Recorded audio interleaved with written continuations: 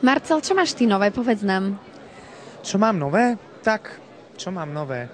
Študujem, venujem sa sebe predovšetkým a čo som rád, tak pripravujem aj ja CDčko, ale momentálne ešte čakám na nejakých tých sponzorov, lebo je to dosť náročné v tejto dobe, čo sa týka po finančnej stránke, ale tak jednu novinku mám, spravil som si vizážistický kurz u Alenky Šulcovej a popri škole a popri tomto všetkom by som si chcel trošku zarobiť aj takouto formou teda, lebo už ak ste pozerávali dobre Superstar, tak tam som chcel vlastne líčiť a aj bolo raz povedané, že by som sa chcel stať v budúcnosti vizážistom.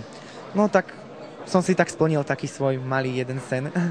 Ježiš, to je super, tak napokon, keby sa nepodarilo jedno, tak možno, že sa podarí druhé. No, asi nejak tak, budem sa snažiť. Showbiznis ako showbiznis? Tak, asi nejak tak. A ty teraz chodíš na konzervatórium bratislavské a myslím, že aj s Vierkou Berkiovou však? Áno, spolu sedíme v lavici a učíme sa, ale veľmi sa nestretávame, pretože sme asi dosť veľa prvákov, takže sme rozdelení na dve skupiny. Takže len ráno a potom k večeru, keď končíme. V čom si sa z tých predmetov našiel? V nejakom nástroji, ja neviem, v nejakom javiskovom pohybe, v čom? Tak vieš čo, ja som už 12 rokov pred Superstar popri škole študoval herectvo, literárno-dramatický odbor a tam študujem na konzervatóriu teraz hudobno-dramatický odbor, čiže venujem sa najmä herectvu, tiež spevu a pohybu.